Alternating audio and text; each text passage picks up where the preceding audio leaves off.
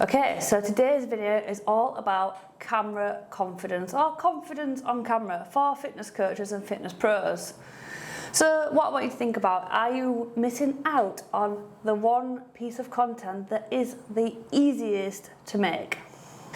Let me tell you something that most content creators do not tell you. You don't need a fancy camera, you don't need a huge following. You just need a clear message and the confidence to press record. And the easiest content to film is the content that you already know. It's the kind of things that you speak about to your clients each week, that comes up in FAQs, or you just know just from the years of knowledge of coaching. So let's talk about how you as a fitness coach can start showing up on camera with confidence and authority, even if you're not used to being in front of the lens. So building confidence just starts with pressing record. And you don't need to build confidence before filming. In fact, that is part of the process.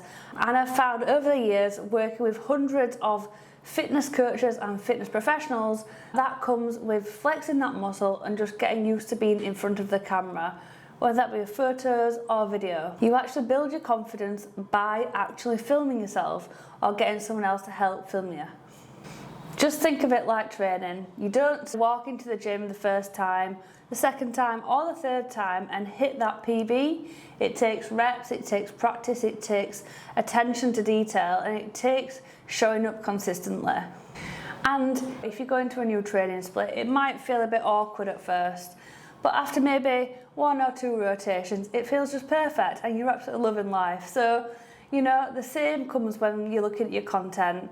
If you keep showing up, you're going to eventually feel pretty okay with it and be able to speak to camera with confidence and with ease. The main thing is getting back on the horse, to say, if you fail once, get back on it. If you fail twice, get back on it. The same goes with the gym, the same goes with cooking, your meal prep, the same goes with content. So you can just start with short takes, one sentence at a time, one message at a time, one reel at a time, and then clean it up later in post-production or editing. The only way you're going to be able to clean your bloopers up is by actually getting in front of the lens in the first place and making sure that you actually show up and film the content. Even if you're not 100% sure on what you're going to say at first, make some bullet points just like I have here, and then you get a rough idea of what you're going to say and you don't spend too long or too much time going on a little waffle or a little off topic. Basically, you make sure that you stay on track with the topic of the video and people will stay around to hear what you've got to say. So make sure you show up and make sure you roughly plan out your video and what you want to say, and just make sure it's you. Bring out your personality, show up, edit out your bloopers, edit out the bad bits, and you'll be sound, I promise. People often compare themselves to other creators, other fitness coaches, and that doesn't need to happen. So stop comparing yourself to other people. They are not you and you are not them. You both can coexist in the same online space. So the trap really does tend to be, especially in the fitness industry, okay? It tends to be you scroll, you look at other fitness coaches, they've got the perfect lighting, they've got the perfect setup, the perfect studio, the perfect... Let me tell you, life is not like that, and nobody has the perfect setup.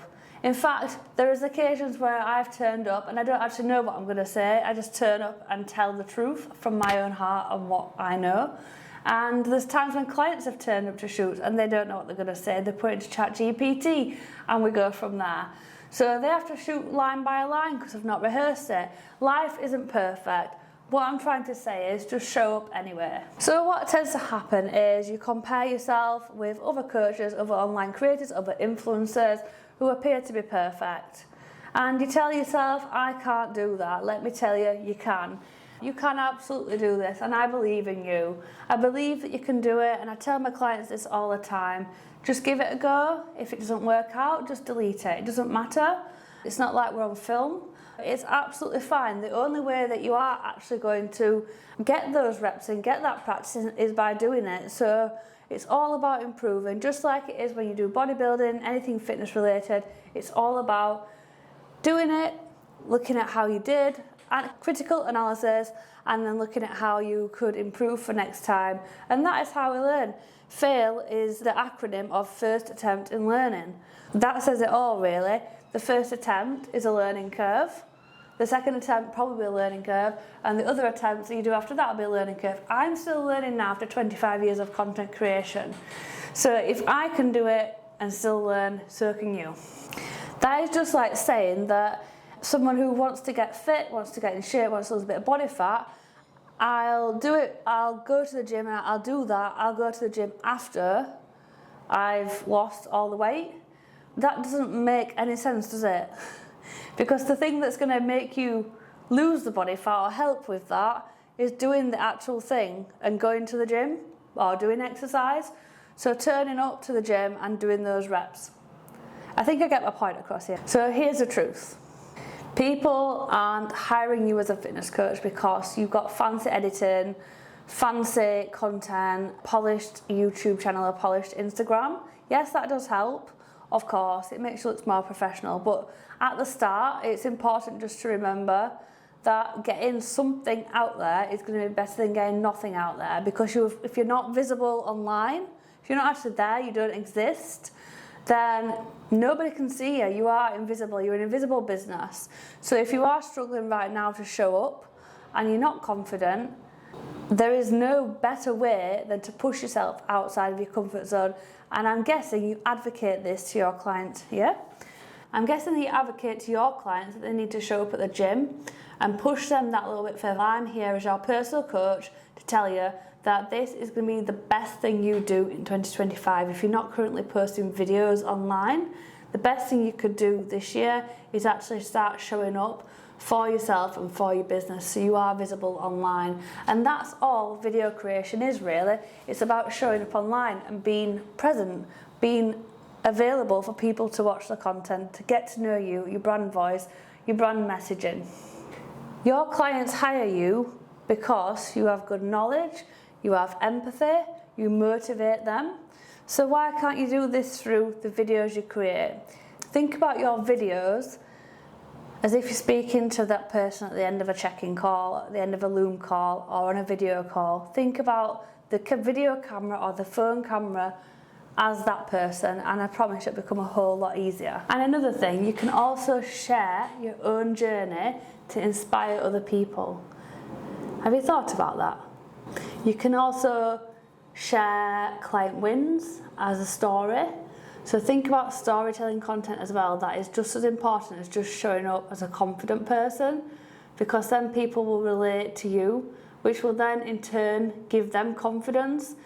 When they tell you how great it made them feel or how motivated it helped them feel, that will then in turn, they will tell you, that'll give you confidence. So by sharing to others, you'll receive that back, and I truly believe that.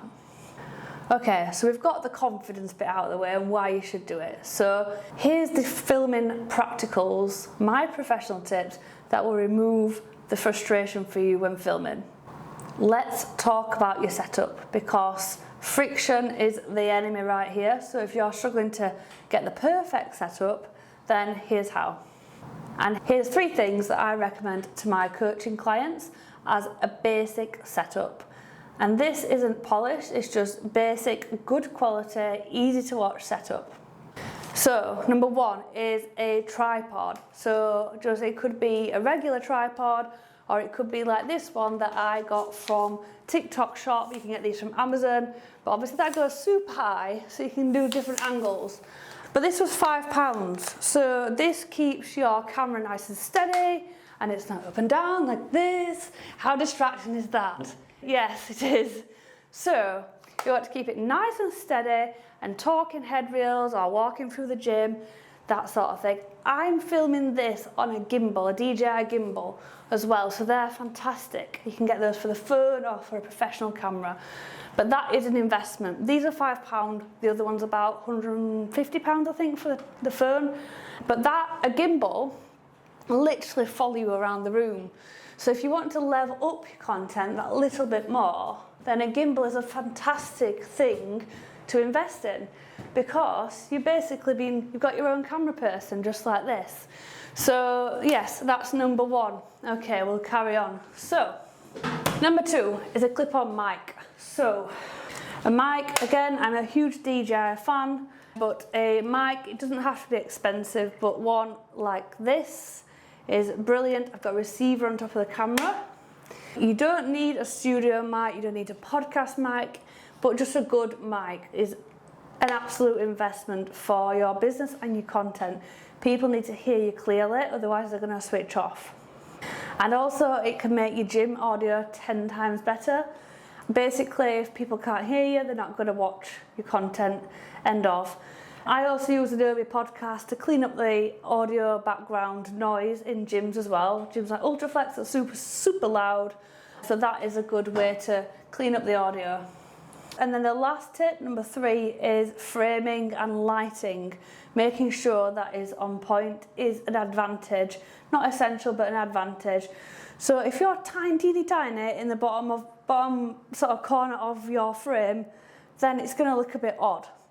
And so what I'd advise is you go get yourself nice and centered in the frame, or if you're filming landscape, off to one side so you've got room for text coming down the other side. And then make sure you're facing window light, so the light is in front of me here. So if I show you just round here, it'll come round this way. The light now is behind me, and I'm guessing you can't really see too much of me, and it's just not ideal. So filming, the gimbal has broken.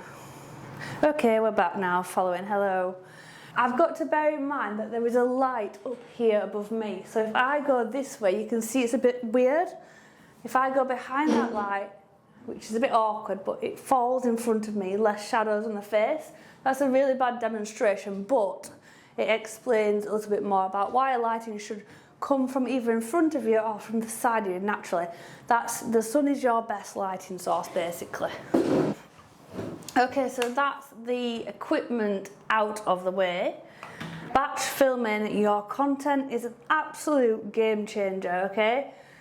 At the end of each month or bi-weekly, weekly, whatever suits your schedule, make it work for you and block out 1 to 3 hours of content filming time and try and batch create the content. This does require some extra organisation, however I think it's so worth it. You can find yourself getting into the zone.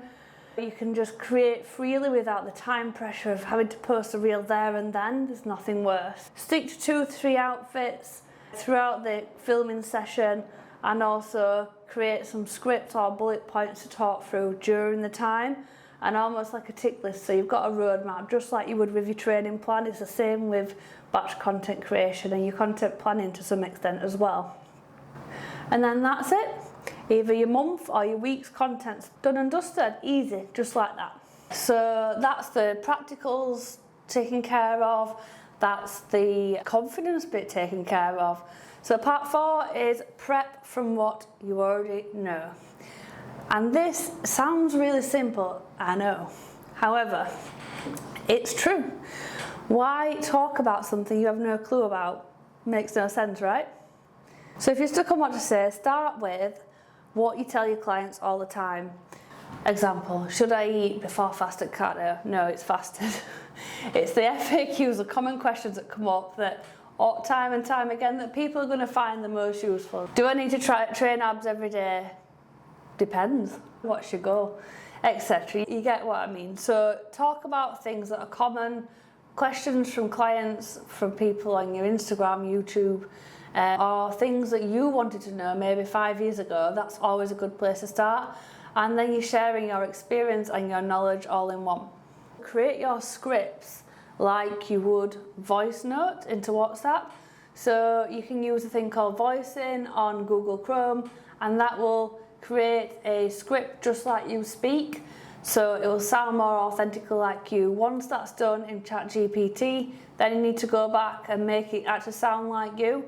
If you are using an actual script in an auto cue, obviously make sure that it sounds like you, it speaks like you take all the weird dashes out, all that good stuff, because it needs to be authentically you and your voice, not a bot, essentially. And also, Make sure you're filming your tone, so you don't really need a script. I'm just ad-libbing this right now. I've got some bullet points on my laptop in front of me, but this is all coming from my brain and what I know, what I teach, and what I truly believe. And then if you've got that, it'll come across, essentially. Main thing to remember is just be helpful, be content with yourself, just communicate your message, your personality, and try and make it into a conversation style of delivery so that it feels like you're almost in a one-to-one with someone rather than the other side of a camera or screen, if that makes sense. So I hope that helps. We've got a couple more parts to go. So 2 more parts, so 6 parts all in total. Part 5 is to use your lens as a client, not a judge. So what I mean by that, give your camera a name. I know that's weird, I know. But this really changes the game for some people. Personally, I've never had an issue with it, but I think it can really help. Okay, so imagine your ideal client is the other side of that camera and you're just having a conversation with them. You're telling them some advice, they're asking you those questions and you're just saying, okay, yeah, so you don't need to eat before your fasted cardio, but you do need to train abs at least 3 times per week. So how does that sound for you? And this is what I did actually when I first started, or this is what I do now, and structure it out for them. So it becomes a conversation then, rather than you just spouting out random AI bot lines. And it seems a lot less robotic and more like you.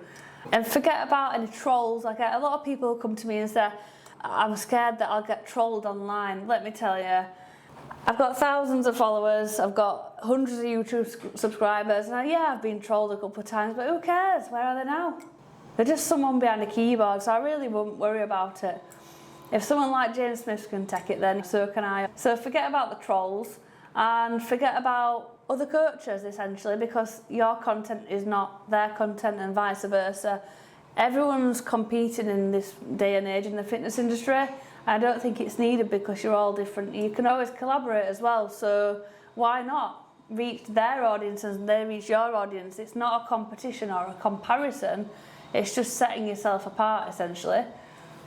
So remember, the person on the other side of the lens, Maria, needs my help. So think about that over your fears of turning up on the camera.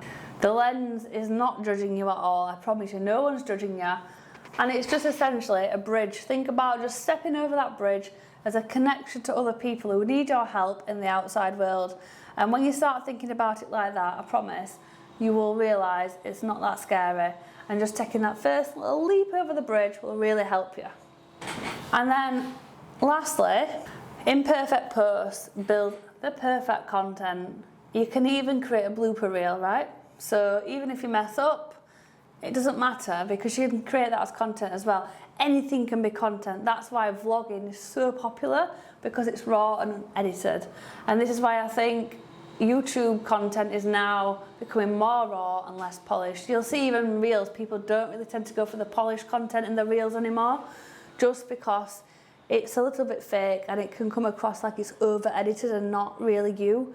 So I think if you're looking at seeing other coaches do content that's in a studio, it's like overproduced, it's got all these whooshy things coming up, that's great. If they like that style, that's them. It might not be you, so don't worry about it. Now, most coaches do struggle because they think they're bad on camera, but in reality they're not.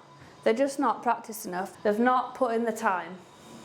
So you need to stop aiming for perfection and start aiming for connecting with your ideal client and thinking about jumping over that bridge and thinking about how many people you're going to help. Because that's why you got into the fitness industry, right? Not the content industry. However, in order to do that, you need to make sure that you are putting yourself out there and you are showing up online and you are visible. Although it is difficult, yes, I do know it's difficult when you struggle with low confidence on camera, it doesn't mean you shouldn't show up, because people need your help and people need to hear your message. So just remember, there might be that video that you filmed on the gym floor that's 70% there. Don't throw it in the bin. I've seen so many clients that I coach go, no, it's just I'm just not ready to post it just yet. When will be the right time? I'm asking you this now. I'm sure you've done this. Are you guilty of this? The video is nearly there, yeah, but oh, that time's gone now, or my hair's changed, or my outfit's changed, the weather's changed, any excuse not to get it out there. Just dare yourself to do it and give yourself a deadline. What I do with some clients, I give them an ultimatum deadline, and if they don't post it, I will. And then it usually works. And do you know what? In the end, the results from those reels, the best reels, are the ones that almost didn't post, and they actually get a better engagement. And also, like, why not collaborate with other people? Bring a friend. If there's someone else in the fitness industry, ask them to come on videos with you. You get used to it together then. It's not as scary if you've got a friend with you. Those 70% videos as well, they're almost there. They build trust because they're real, they're you, they're authentic, and they're not too polished. So just remember that. That actually builds connection when you are real and you're not too polished. Because people buy from people, and they buy from what's real and what's not polished, basically. So we're wrapping up the video now. So if you are a fitness coach and you've been listening to this and you're intrigued about what I do with my company Picture Perfect, or you've been holding off filming because you feel a bit awkward, or you're not confident on camera, or you feel underprepared, this is something that I could help with. Don't worry about not being as good as other coaches or not being good enough. This is a barrier that a lot of people, more people than you would think, have a barrier against actually getting content out, and I help them overcome that. Let watching this video be a sign to start now. Start this week and just get into your rhythm, get into your style, okay? Don't worry about even having to publish it, but also don't hoard the content. If it's 70%, it's good enough. It's just not perfect, it's good enough. Get it posted, one a week, I dare you. The only difference, let me tell you this, the only difference between you and other fitness coaches who create content is they're pressing record and putting the content out there, and they're getting seen. So think about that for a moment. Think about, do you want them to be seen over you? No, you don't. Right, okay, so enough of me telling you what to do. If you want help building your content in a way that makes you feel good, feel confident, and feel empowered, feel good about putting your business out there, and you're planning on growing your confidence step by step, drop me a DM below in the comments with the word confidence, and I'll show you how I help fitness coaches just like you build confidence, authority, consistency, and confidence on camera in the fitness space. Drop me a DM now with the word confidence and give me a follow on Instagram, and I'm sure I can help you. Yeah, until next time guys, thank you and thanks for watching. Don't forget to subscribe for more videos just like this incoming.